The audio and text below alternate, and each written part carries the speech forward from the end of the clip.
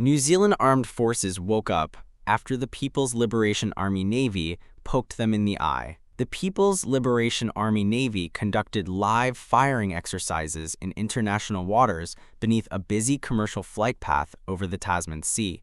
The live firing exercises are too close for comfort for New Zealand and Australia. New Zealand has neglected its armed forces for decades and freeloaded its duties on the Royal Australian Navy. New Zealand lacks fighter jets, submarines, and missiles.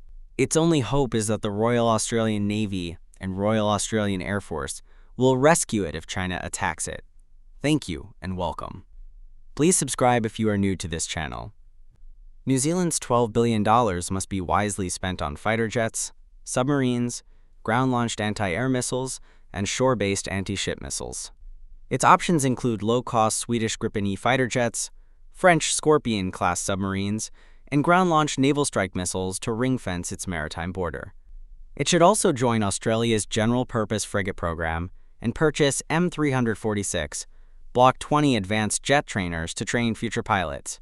Defense Capability Plan. The Defense Capability Plan describes the New Zealand government's investment intentions for defense capability to industry, international partners, and the New Zealand public.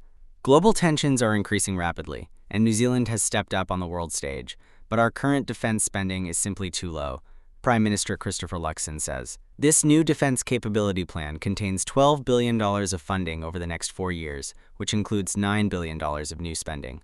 This will raise New Zealand's defense spending from 1% of GDP to more than 2%. New Zealand's first National Security Review 2023 called for more military spending and stronger ties with Indo-Pacific nations to tackle climate change and strategic competition between the West and China. High attrition in recent years has seen the force idle 3 of its ships and put on ice plans for a new vessel designed for patrol of the Southern Ocean, though attrition has fallen in the last year. Defense Minister Judith Collins says the New Zealand Armed Forces cannot do their job without the right equipment and conditions.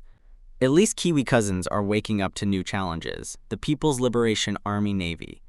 Visit www.globaldefensecorp.com.